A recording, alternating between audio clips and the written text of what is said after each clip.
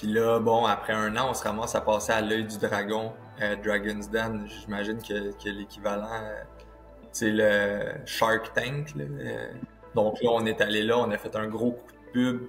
Ça a été vu par 1 million de personnes. Et est-ce que tu peux partager le tarif auquel tu l'as revendu, cette application-là, ou c'est quelque chose qui est confidentiel? L'application s'est revendue 120 millions.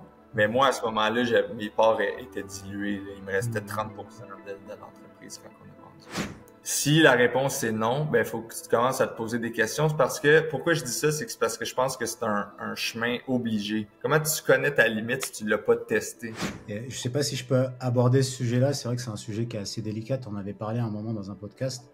Tu as connu un moment où ça a été dur et tu as pensé à te pendre. Est-ce que tu peux revenir là-dessus? Bonjour à tous et bienvenue sur le podcast Business Vrai, le podcast où on interviewe des entrepreneurs qui nous partagent la réalité de leur business. Aujourd'hui, je suis ravi d'accueillir François, qui est un coach notamment, un formateur, qui a un parcours super impressionnant, qui va nous partager tout ça.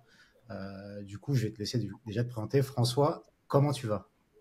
Ça va super bien, ça va toujours bien en fait, hein, parce que c'est un mindset. C'est toi qui décides quand tu te lèves le matin, qu'est-ce que tu vas en faire. Puis quand je dis matin, pour ceux qui nous écoutent, là, je sais que les gens normaux vont se lever vers 6-7 heures, là, mais nous, dans ma formation de coaching, j'apprends, c'est une des premières choses que je fais changer chez mes mentorés, c'est de se lever au moins à 2h59 le matin pour surprendre son cadran qui, lui, va sonner à 3 heures.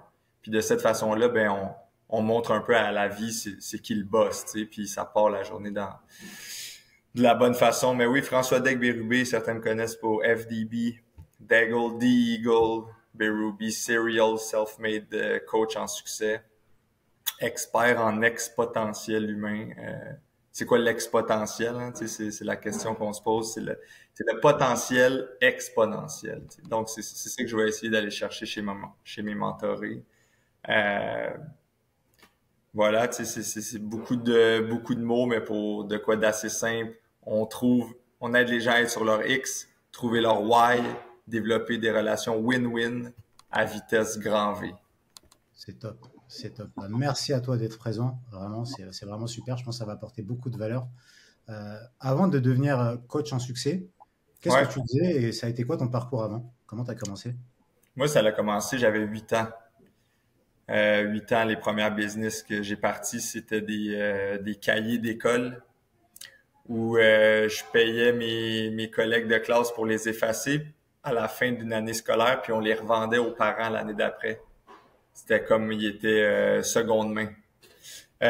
Donc ça, j'ai fait ça, j'ai vendu ça à des grosses, je sais pas c'est quoi les grosses chaînes de magasins pour des fournitures scolaires en Europe, mais au Québec, ça s'appelait Bureau en gros ou Staples en Amérique du Nord. Puis bon, je leur ai vendu ça. Puis après ça, j'ai réinvesti ça dans un paquet d'entreprises.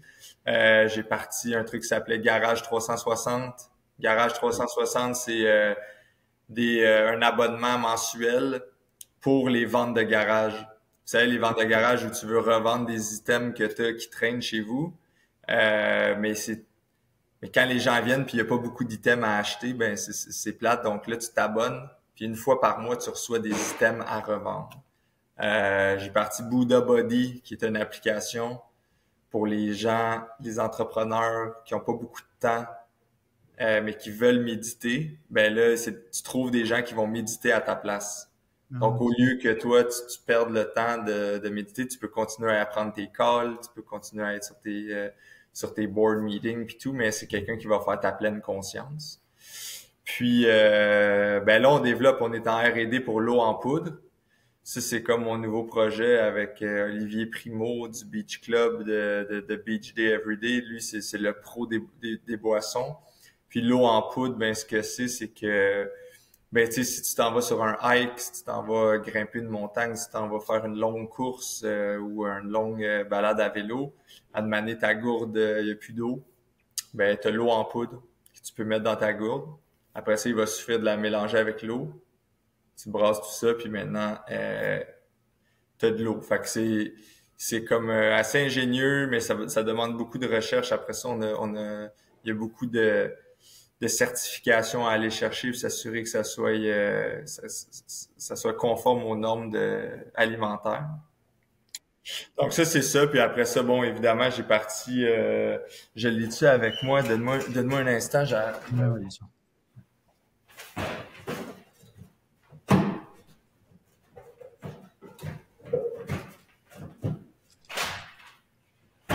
Et je pensais que je l'avais ici.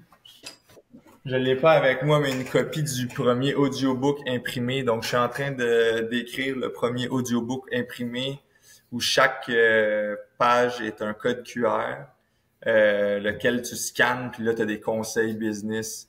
Il y a même une section journaling à la fin là, pour quand tu as besoin d'écrire tes pensées du jour ou tes objectifs.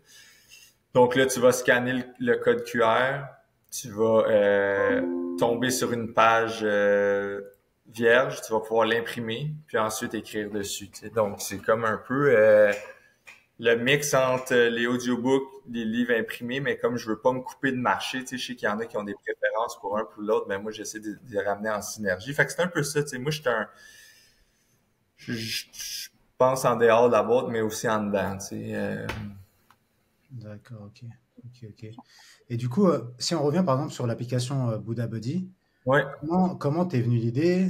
Ça a demandé combien en investissement? Et il me semble ouais. que c'est une application que tu as revendue derrière aussi. Ouais, exact. C'est quand je suis allé dans le Silicon Valley parce qu'à une année, moi, j'ai déménagé là pour, j'allais au cours à Harvard sans être inscrit à l'école, tu sais, juste pour apprendre puis rencontrer puis faire du réseautage. Puis là, c'est là que j'ai remarqué, tu sais, tous les gens des startups tech qui avaient pas beaucoup de temps, tu sais. Puis moi, je voulais pouvoir, tu sais, il me disait, ah non, j'ai pas de temps pour ton meeting, non, je peux pas te rencontrer, je peux pas te rencontrer. Fait que moi, je me suis dit, si je veux les rencontrer, il faut que je leur fasse sauver du temps. Puis pour leur faire sauver du temps, je vais peut-être aller couper dans des affaires inutiles, tu sais, un peu. Donc, pourquoi, tu sais, tu prendrais une demi-heure pour méditer quand quelqu'un d'autre peut le faire? Puis de l'autre bord, il y avait tout un courant de gens qui sont très dans le bien-être, la bienveillance, les chakras, etc., qui, eux, faisaient pas beaucoup de sous. Donc là, j'aurais dit, garde, eux, ça les intéresse, les startups tech, ça les intéresse, puis moi, je suis comme le middleman. Ben, l'app Buddha Body, c'est le middleman. Puis là, après ça, bon, ça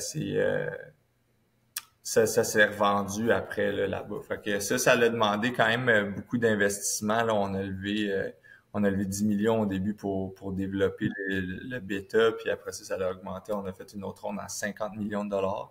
Là, c'est tout en USD là, que je parle, donc c'est des sommes considérables, mais c'était vraiment ça a été vraiment un gros succès qui m'a permis de me propulser, tu sais. Après ça, d'être en contact avec tous ces gens-là puis de pouvoir les coacher par après. Et est-ce que tu peux partager le tarif auquel tu l'as revendu, cette application-là, ou c'est quelque chose qui est confidentiel? Ouais, l'application s'est revendue 120 millions. Mais moi, à ce moment-là, mes parts étaient diluées, là. Il me restait Mhm. 30% de l'entreprise quand on a vendu. Ouais, tout ça en USD, toujours. C'est sûr, ouais, USD, ouais. Et en parlant d'États-Unis, il me semble que tu as fait aussi du trading quand tu étais plus jeune.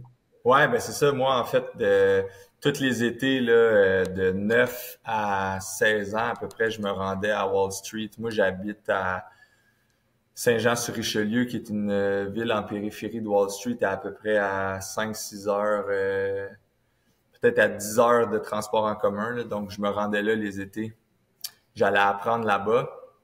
Tu sais, ils disent apprendre le marché avant d'apprendre à courir. Tu sais. Fait que c'est important d'apprendre le marché. Mais là, je pouvais pas trader vu que j'étais pas majeur.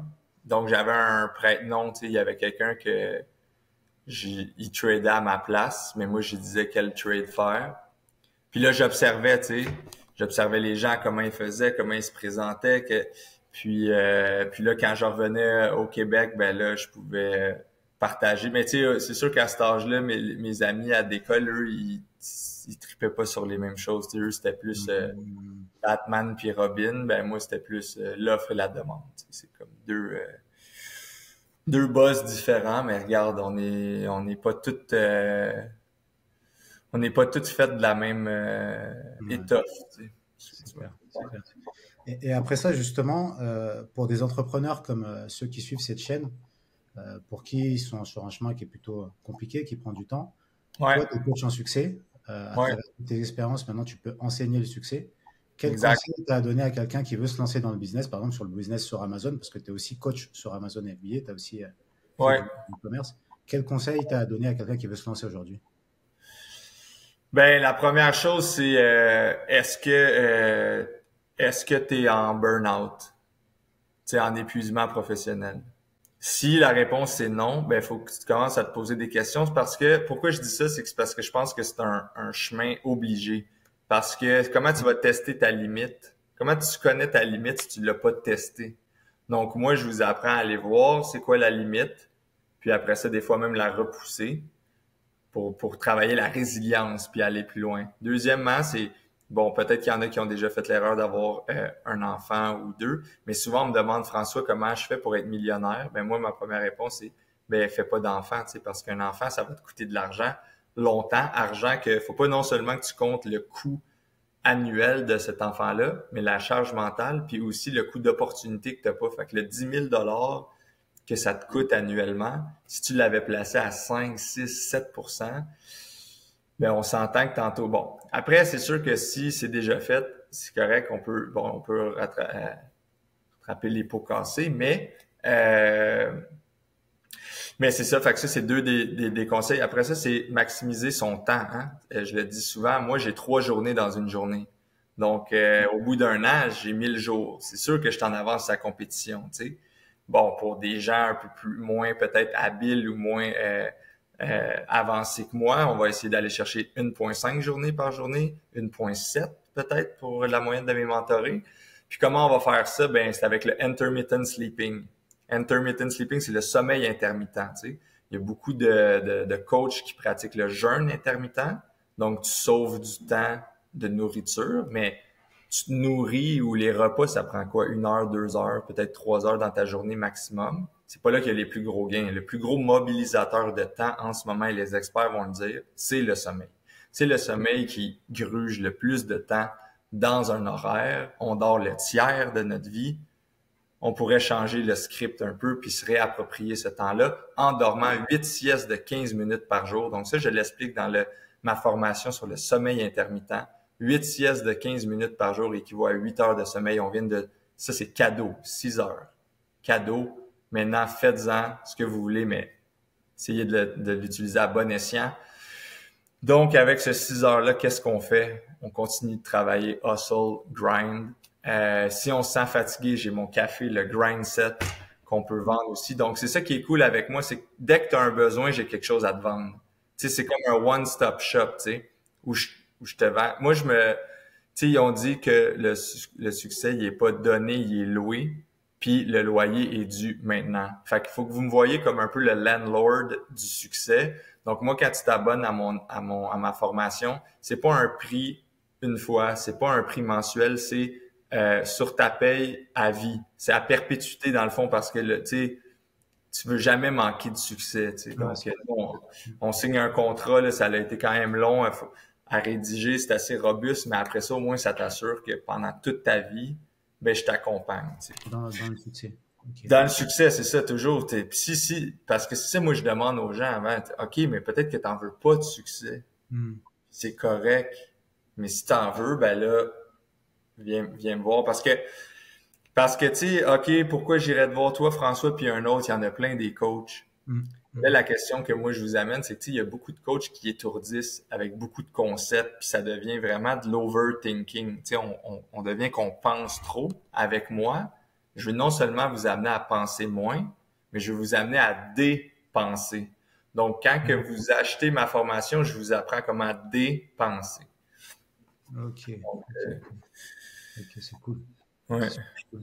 Et du coup, quand tu parlais, par exemple, de ton audiobook, qui est un Ouais. concept novateur, Ouais. un concept que tu as inventé et que tu as déposé d'ailleurs, Ouais. le premier audiobook que tu as sorti, qu'est-ce qu'on va retrouver comme contenu là-dedans? Le audiobook imprimé. Le premier audiobook imprimé, là, c'est large, hein, c'est ma vie, c'est plein de leçons d'entrepreneuriat à travers ma vie d'entrepreneur. Donc, dès mes débuts jusqu'à aujourd'hui. Le côté cool d'avoir ça en audiobook imprimé, c'est qu'on peut updater. Même quand tu vas avoir acheté le livre, il y a du contenu qui va s'updater. Après, il y a des exercices pratiques. Il y a des techniques. Je parle souvent de edging. C'est super important, le edging ou la rétention séminale qu'on appelle. Ça, c'est pour garder toute la testostérone le plus possible à l'intérieur de soi. On le dit en chimie, en physique, rien ne se crée, rien ne se perd, tout se transforme. Donc, ce qu'on veut, c'est garder toutes ces enzymes, acides aminés-là, tout qui est contenu dans vos fluides, puis dans le fond, garder ça en dedans pour garder cette testostérone. Testostérone qui, après ça, va être liée à votre charisme, votre leadership, votre prestance, votre confiance en soi, etc. Puis bon, fait que oui, il y a des trucs là-dessus, des trucs sur comment gagner du temps, des anecdotes, des citations, des rencontres que j'ai faites intéressantes. Donc, c'est comme une Bible, si on veut, mais mieux. Ok, d'accord. Et là, si on reprend ton parcours, c'est vrai que tu as commencé très tôt et tu as connu Ouais, beaucoup de succès. Est-ce que ouais. tu as eu des moments difficiles quand même dans ton parcours, des moments où tu as douté, des moments où ça a été dur pour toi? Ouais, certains moments, c'est sûr que il y a certaines amitiés qui se brisent quand ton rythme de vie va plus vite, quand tu veux t'entourer, t'es la somme des 5 personnes qui t'entourent, tu sais. Fait qu'à un moment donné, moi, ce que j'allais faire, c'est que j'allais voir mes 5 amis, j'allais voir c'est qui les 5 personnes qui les entourent, eux, tu sais. Euh, Puis là, des fois, ben, il y avait des remises en question parce que lui, ben, ton numéro 4, je suis pas sûr de ton numéro 4. Ben, voyons donc, Christy, c'est ma blonde, tu sais. Puis là, je suis comme, ouais, mais, ben, qu'est-ce que tu choisis? Qu'est-ce qui est plus facile à trouver? Une blonde? Il y a 4 milliards de femmes sur Terre ou une business qui vaut 10, 15, 20 millions? Puis une fois qu'on se pose la question, c'est assez vite répondu, tu sais. Donc, là, je les mettais un peu devant le fait. Les premiers réflexes, eux, comme ils font pas beaucoup de cold plunge, ils font pas beaucoup de edging, ils tombent vite dans leur cerveau reptilien, fight or flight, ils envoient des insultes, ils se sauvent. Bon, ça brise des amitiés, mais après, euh, la raid vers le succès, c'est correct. Le prix à payer, c'est que ça se peut que ça soit lonely, tu sais. Ouais, ouais. Ça, Lonely et je sais pas si je peux aborder ce sujet-là. C'est vrai que c'est un sujet qui est assez délicat. On avait parlé à un moment dans un podcast. Tu as connu un moment où ça a été dur et tu as pensé à te pendre. Est-ce que tu peux revenir là-dessus? Ouais, c'est toujours des moments. Je t'ai ému parce que c'était un peu un. Ben, je pense que ce moment de faiblesse-là me rend humain un peu, tu sais. Mais non, c'est ça, j'avais tout prévu, tu sais. J'avais acheté la corde, j'avais tout, là, j'avais la date, le moment, puis tout. Puis, mais je me suis rendu compte que je pouvais pas me pendre parce que j'ai pas de coût. J'ai juste du profit, moi. Tu sais, donc, je suis vraiment content que dans le fond, je me suis auto-sauvé, tu sais, c'est comme, ouais. Ouais, j'en parle pas souvent parce que c'était quand même un truc heavy, mais En tout cas, je te remercie c'est beaucoup. important, ouais. Ouais, merci de ta Merci sensibilité. d'avoir partagé ça et grâce au profit, t'as pu ne pas te pendre. Donc, c'est vraiment une bonne chose. Ouais. Dernière chose que je voulais aborder avec toi, c'est que au-delà des formations, tu as aussi des certificats que Ouais, tu peux donner. ben J'ai oui, vu tout à fait. Puis est-ce que tu peux nous en parler? oui, ben c'est ça, le Self-Made CEO Advanced Masterclass. Donc ça, Ok. c'est un super, ben tu sais, c'est ça. Si vous allez sur, quand on va écrire, fait que c'est le Self-Made CEO Advanced Masterclass. Puis là, on voit si bien, on voit pas si bien que ça. Hein? Peut-être qu'avec le, Ok. ouais, ce qui est intéressant avec ça, c'est que tu t'abonnes, tu achètes le certificat et là, moi, je l'imprime ici, je le signe, je le scanne, puis je te l'envoie en PDF. Puis là, toi, tu as le certificat qui, dans le fond, t'assure ou te donne qui certifie que tu es devenu le CEO de ta propre vie. Fait que c'est comme le sceau que le coach en succès te donne. Et là, ce qui est magnifique avec ça, c'est que je prône par un esprit de compétition. Et là, on a développé la pyramide du succès. Et plus tu as de certificats, plus tu gravis les échelons. Mais c'est pas j'en ai acheté tant, donc je suis en haut. Si quelqu'un a une année de dépasse, il te dépasse. Puis c'est normal parce qu'on est tous des amoureux de cette compétition-là. Donc oui, puis tu sais, j'ai vu que t'avais même, tu t'en étais même procuré et tu fais partie maintenant dans les plus hautes marches de la pyramide du succès. Donc, c'est tout à ton honneur. Et oui, c'est ça. Fait que donc là, on est rendu à plus de 250 membres dans la pyramide du succès. And still counting, là, parce que bon, ces gens-là vont trouver des personnes qui vont trouver d'autres personnes à leur tour. Et la beauté de ça, c'est qu'il n'y a rien à revendre, tu sais. L'économie de la connaissance, c'est ça qui est beau, c'est que si moi j'ai une connaissance puis que je te la donne, ben je l'ai encore. Et maintenant, toi, t'en as une, puis la rencontre de ces deux connaissances-là en crée une troisième. Tu sais, c'est un neuropsy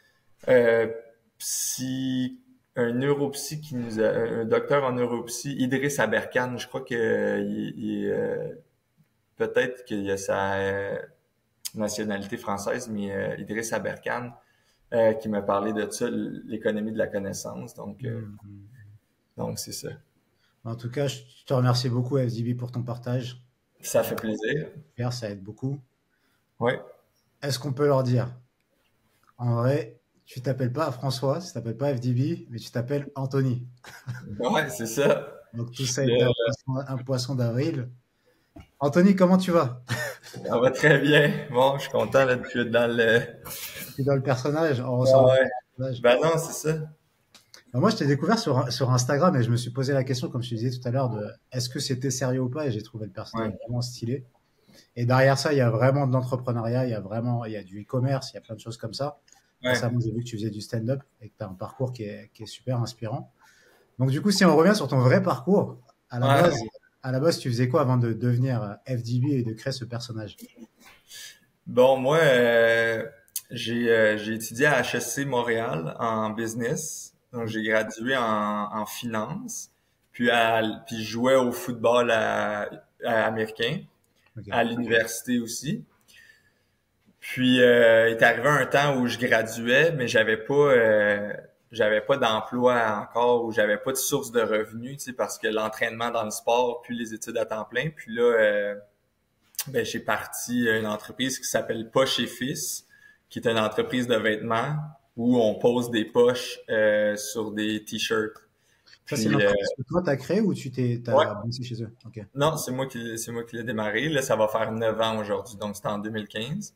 Ouais. Et là, Poche et Fils, c'est parti de un projet un peu universitaire qu'on vendait des t-shirts sur le campus à 10 000 t-shirts vendus une première année, puis 100 000 la deuxième année. Donc, on a monté à, je sais pas loin de 3,5 millions de chiffres d'affaires en quelques années. Après, il y a eu un paquet de défis, là. C'est pas...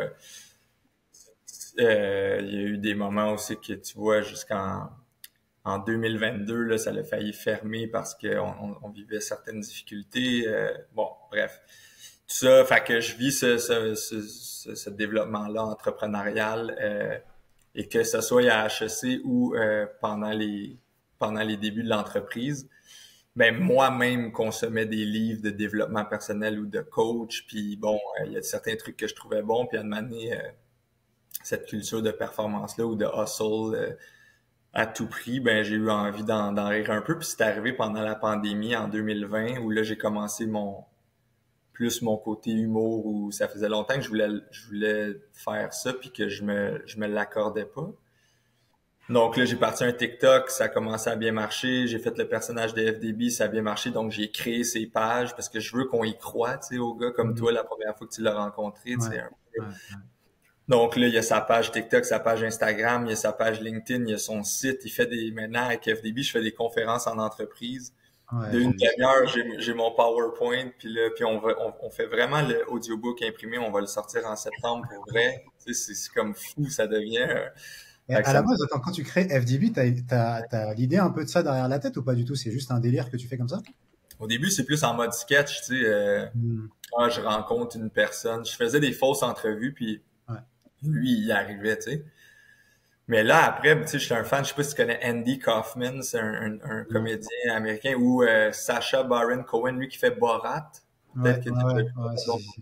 Hmm. Ben, j'aime beaucoup lui qui, tu sais, il crée un personnage, mais il Hmm. tient sa ligne, puis il fait rencontrer des gens. Fait que là, après une couple de capsules, on a dit, on va essayer de l'envoyer sur des podcasts. Donc là, il a fait le tour des podcasts, puis là, ça l'a levé. Puis après, bon, je mettais quand même beaucoup de temps là-dedans, puis Hmm. c'est pas une source de revenus. Hmm.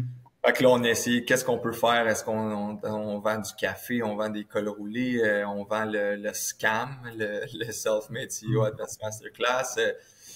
Puis là, ben, les conférences, je faisais déjà des conférences par rapport à l'entrepreneuriat. Des fois, on m'invitait à cause de Poche et Fils, qui est quand même connu au Québec. Là. Tu sais, c'est un Ouais. petit marché, le Québec, mais Hmm. tu sais, on a vendu pas loin en 9 ans de 1 million de t-shirts. Donc, tu sais, on est sur 8 millions de population. Là, tu sais, donc, c'est assez...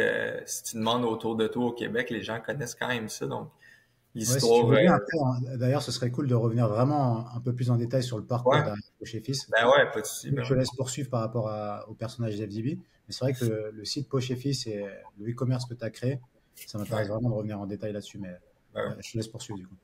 Ben, c'est ça.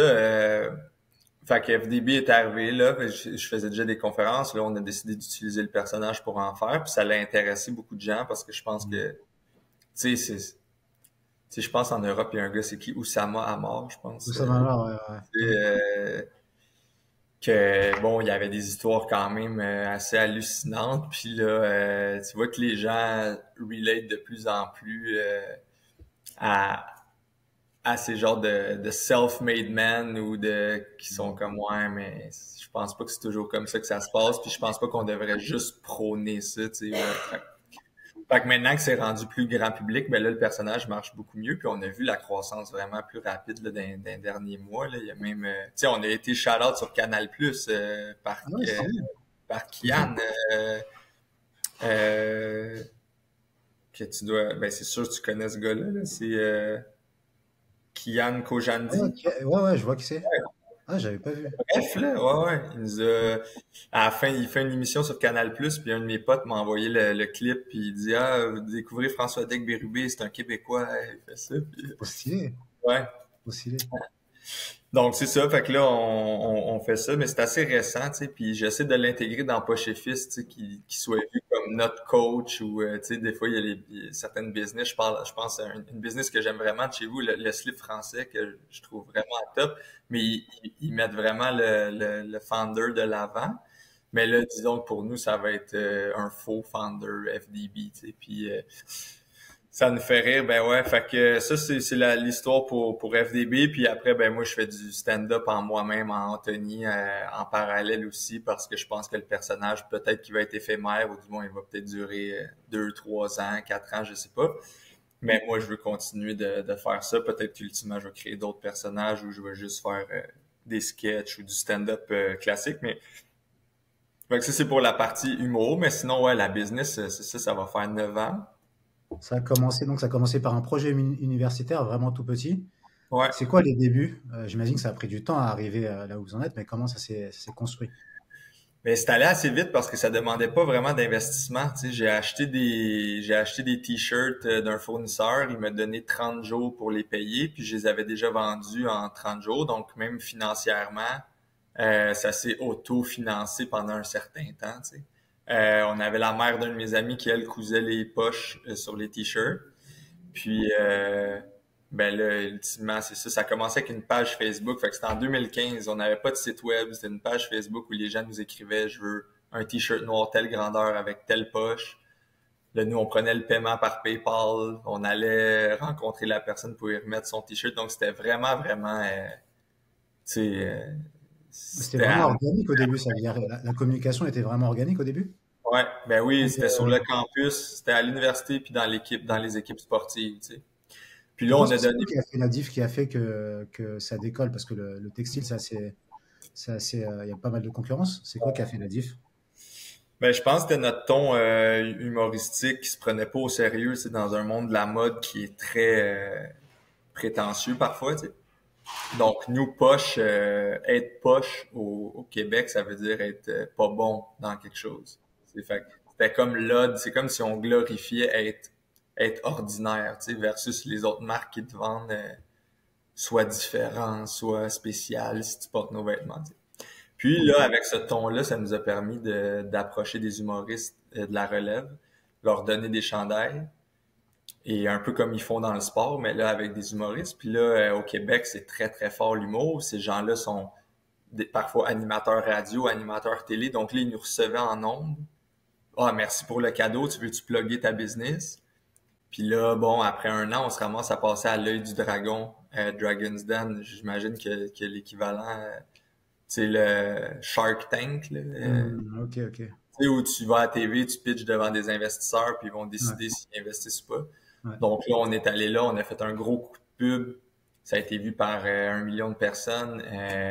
À ce moment-là, on vendait peut-être pour 10 000 $ de t-shirts par jour. Le moment de la diffusion, on en a vendu pour 30 000. Donc, on a fait Là, un vous étiez mois. sur votre propre site en termes de logistique, c'était Ouais, comment derrière quand tu dis ouais. ça? Là, on était rendu sur notre propre site, sur un Shopify.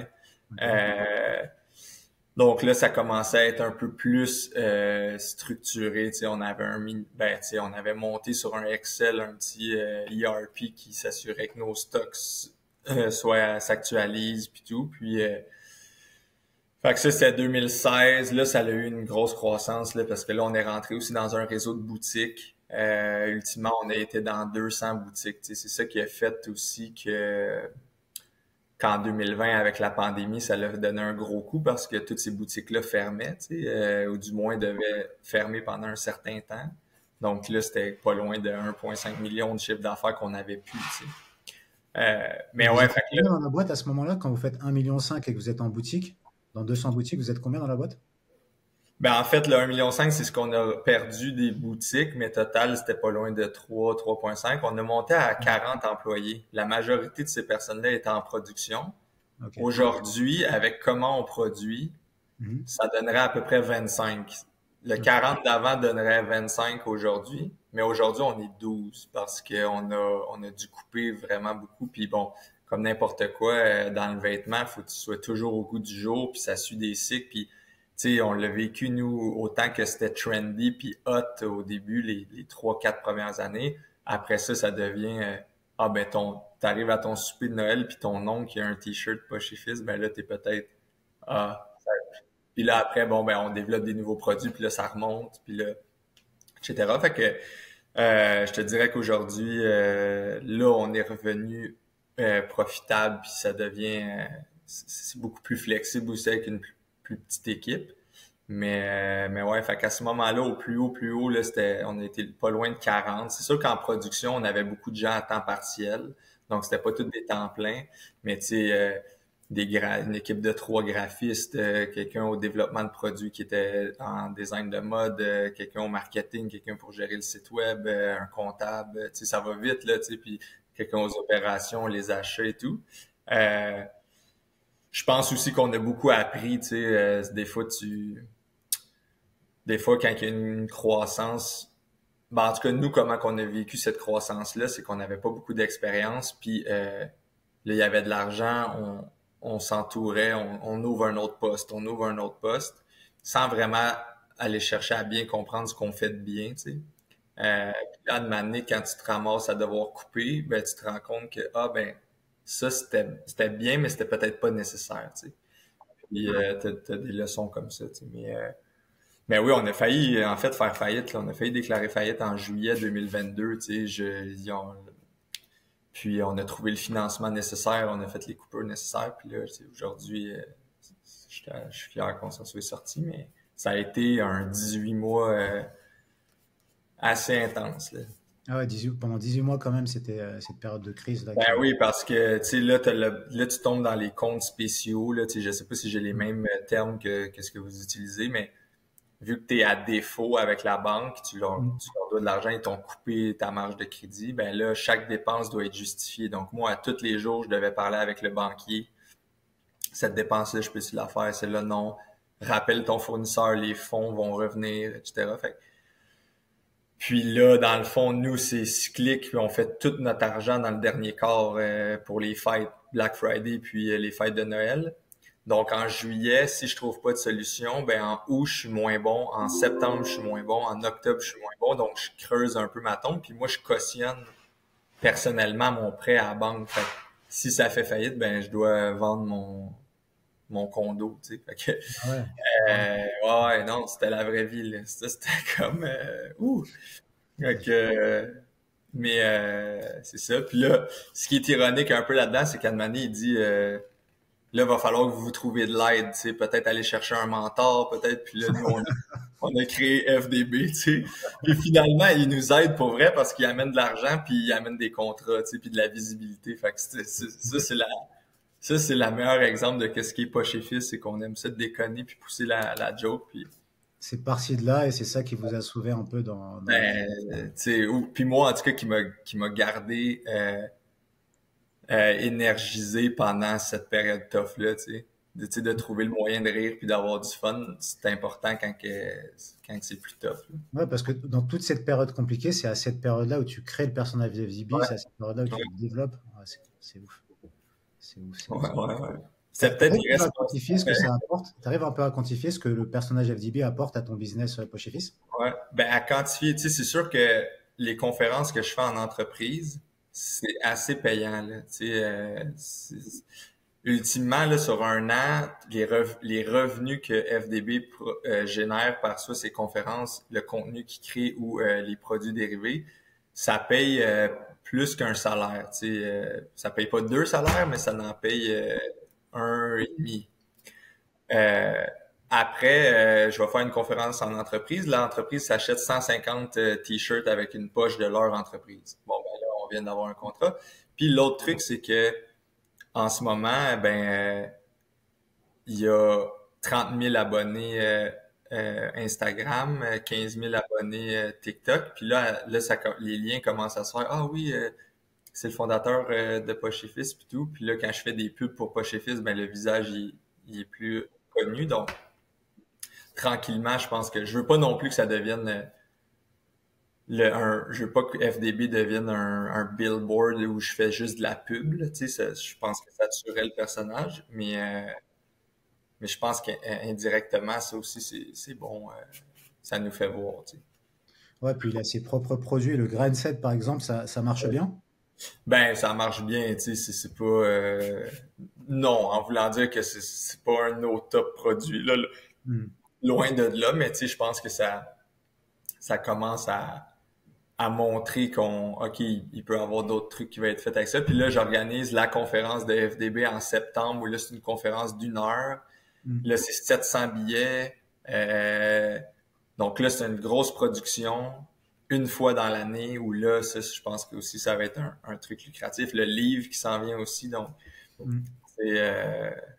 Puis après, ben, des discussions comme on a là, tu sais, ça me fait rencontrer des gens. Puis ultimement, il y a des gens qui s'intéressent pas juste à FDB, mais à un peu le pourquoi puis de où c'est parti. Puis là, je pense que ça donne un... Je pense que c'est ça qu'on achète, tu sais. On achète souvent l'histoire du pourquoi ils Ouais. ont fait ça, tu sais. Fait que c'est ça. Ok, ok, ok. En tout cas, c'est super, super Parce que toi, intéressant. tu fais de la business en ligne aussi. Tu fais du business en ligne, t'as dit? Toi, Ouais, moi, je fais un logiciel pour les vendeurs sur Amazon. sur FBA, ouais. Ouais, c'est ça. J'ai été vendeur FBA, mais j'ai trop galéré. Et la publicité sur Amazon, c'est assez compliqué à gérer. Ça a l'air dur, hein, c'est ça. Nous, on fait affaire avec un gars en ce moment, là, on va le payer à la commission. On a monté on n'a jamais fait ça, là, des ventes Amazon, puis là, on Ouais, commence à le faire, mais ouais. j'ai hâte de voir, là, c'est à ses débuts, fait que mais ouais, ça a l'air assez complexe à faire. Tu vendais quel genre de produit? Moi, j'ai vendu des tapis de yoga. Donc, j'ai mal choisi ma niche parce que les tapis de yoga, moi, ça me parlait pas du tout. Ok, ouais. Mais en gros, tu as des formations qui t'expliquent comment vendre sur Amazon. Tu as des méthodes de recherche de produits. Et c'est Ok. là où j'ai pas été bon, premièrement. J'ai trouvé un produit qui était trop compétitif. Et après, derrière ça, tu le verras sur Amazon. Je ne sais pas pour toi, parce que vous avez une identité de marque bien propre, donc je pense il va y avoir des gens qui viennent chercher cette marque-là. Mais quand tu viens sur un produit, pour découvrir un produit sur Amazon, là, il faut que tu sois bon au niveau de la publicité. Et c'est là où c'est assez compliqué à gérer pour être bien référencé sur Amazon. OK. Du coup, j'ai arrêté de vendre et je fais un logiciel qui permet aux vendeurs de être mieux référencés sur Amazon sans trop se prendre la tête avec la publicité. OK. Ouais. Puis ça se plug directement dans... Ouais, ça se plug directement à Amazon, ça synchronise tous tes coûts, donc tous tes OK. coûts, tous tes frais, toutes tes publicités surtout. Et le but, c'est que au lieu d'y passer des heures tous les jours à gérer tes publicités, l'outil va automatiquement analyser ce qui fonctionne, ce qui ne fonctionne pas, certains mots-clés, poche et fils, ce genre de choses-là, et les ajuster pour toi, pour ton Parce que projet. toi, t'es développeur, t'es codeur à bord. Ouais, c'est ça. À la base, je suis développeur. Ouais. À la base, je suis Ah, développeur et c'est c'est pour cool. ça que je suis allé là-dessus. Wow. Et ce podcast-là, justement, le but, c'est de donner la parole à des vendeurs Amazon parce que tu as un peu le même principe que tu évoquais tout à l'heure. C'est que on a beaucoup de gens qui vont parler de grands succès, de réussite, etc. Mais il n'y a pas beaucoup de gens qui parlent de la réalité de business.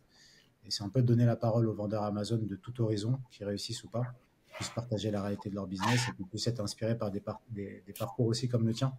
Pas forcément sur Amazon, mais sur le e-commerce en général. Ben oui.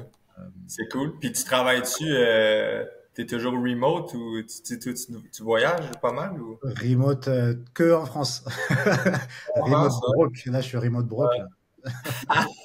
Je suis dans les débuts. Il n'y a pas de voyage. Il n'y a pas de. Non, non, c'est Non, mais vraiment tu le sais, genre, grind eux, du ils vont début. travailler de Thaïlande ou ils vont travailler d'un peu partout dans le monde. Ouais, c'est le goal, c'est le but, ce serait bien. Mais c'est vraiment le Ouais. grind du début où tu touches pas T'es où beaucoup. en France? Pas loin de Paris. OK, Dans une petite ville qui s'appelle Colombes, pas loin de Paris. OK. Donc, ouais, c'est le grind des débuts. Et c'est pour ça aussi que ce format de podcast, j'aime bien parce que ça me permet de rencontrer des entrepreneurs comme Ben toi ouais, qui font d'autres ouais. trucs. Et c'est trop cool à suivre, quoi. Tu sais, il y a une assez grande communauté française à Montréal. Puis Ouais. ce que j'entends, c'est que c'est quand même ici un endroit assez facile pour te lancer en affaires comparativement en France. Je pense qu'il y a beaucoup de législation puis de trucs. Je sais pas comment que commencer, mais démarrer des entreprises, ça a l'air quand même plus de documents. Au niveau du démarrage, ça va, mais après, c'est plus au niveau des taxes où c'est Ah ouais, hein? compliqué. Pour te OK. rémunérer, tu payes très cher. Et ouais, non, c'est l'administratif, c'est un peu l'enfer. Ah ouais. C'est compliqué. Ça peut coûter assez vite cher. Donc, juste pour revenir sur ton parcours sur Poche et Fils, Ouais. euh, là maintenant, ça tourne, ça a repris. Tu revends aussi en boutique au Québec? Ouais, tranquillement. Mais le gros de ce qu'on fait, c'est en ligne. Puis les ventes corporatives, tu sais, j'en ai parlé tantôt, la business qui s'achète 150 t-shirts, parce qu'on fait du custom à la pièce aussi. Tu sais, sur notre site web, tu peux aller, tu décides l'image que tu vas avoir sur ta poche, puis on te vend ça, tu sais. Mais il y a des business qui font ça soit pour des cadeaux corporatifs, des uniformes de leurs employés et tout. Donc ça c'est quand même une grosse partie de notre business. Et là, on commence à faire beaucoup de partenariats avec des artistes ou des fondations qui lèvent des fonds pour des causes caritatives. Donc, on a un outil aussi qui permet, disons, un artiste qui fait des photos ou des toiles, ben, de vendre son œuvre, mais dans un format peut-être plus accessible pour ses abonnés. Puis nous, ça nous permet d'aller reach des gens qui ont tu sais, qui ont des followings de fou, tu sais. Et fait que ça, je te dirais que c'est le principal de nos ventes. Puis là, les boutiques, tranquillement, ça recommence. Mais tu sais, c'est sûr qu'eux, ils sortent d'un moment vraiment, vraiment tough. Donc, ils vont aller avec des valeurs sûres, tu sais, des marques plus établies, des marques internationales qui Ok, sont sûres de vendre. ok, je vois. Et pour la suite, du coup, pour la suite du développement, tu comptes faire quoi? Est-ce que d'ailleurs, au niveau de ton CA, c'est principalement au Québec que vous vendez au Canada? Ouais, on vend même au Québec. C'est 99% de nos ventes, c'est au Québec. Tu sais, on a un marketing, des communications très francophones, très dans la culture québécoise. Fait que c'est dur pour nous d'aller reach des anglophones du Canada ou des États-Unis. Euh, Là, on a un nouveau produit qu'on essaie de pousser à ces gens-là qui est plus qui est pas une poche, qui est un produit, un t-shirt, mais tout imprimé, puis bon, qu'on fait du custom aussi avec ça. Mais le but, ça va être aussi de lancer d'autres produits, puis sûrement à travers FDB. FDB, je veux l'utiliser pour lancer d'autres produits ludiques, qui est pas nécessairement dans le vêtement, mais qu'avec l'équipe marketing qu'on a ici, avec l'entrepôt, avec les gens en logistique, au shipping, mais qu'on soit capable de gérer tout le back-end, qui est pas plus compliqué que de vendre des vêtements, tu sais. Puis donc c'est ça qui va s'en venir, tu sais. Je pense moi je veux monétiser mes niaiseries, tu sais. C'est ça que je dis. Que ça soit FDB, les poches ou d'autres trucs, on va faire ça. Ok, c'est cool. Ce sera peut-être le mot de la fin, monétiser tes niaiseries. Ouais, exact. En tout cas, bravo pour le parcours, vraiment c'est cool. Je souhaite que ça continue encore plus. Ben ouais, puis si tu passes par ici ou si moi je prévois ça se peut, là, j'y pense de plus en plus de peut-être venir faire un tour, ben on reste en contact. Puis, avec plaisir. Avec plaisir. Ben, merci beaucoup pour ton partage, François. Anthony, tu vois, j'ai pris l'habitude de t'appeler François maintenant. Parfait. Merci Anthony. Et puis à la prochaine, peut-être pour une prochaine. Salut. Mais avant tout, on avait 2 rêves dans la vie. Le premier, c'était de se lancer en affaires. Puis le deuxième, c'était de se montrer à la poche, live à la TV. Quoi? Oh my God.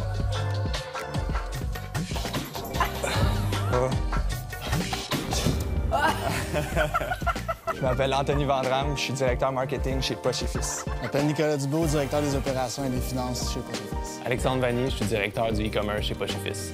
Poche & Fils, c'est qui? C'est nous autres, 3 gars, poches en mode, mais qui ont décidé de se lancer dans cette industrie-là, armés juste de notre audace et de notre détermination.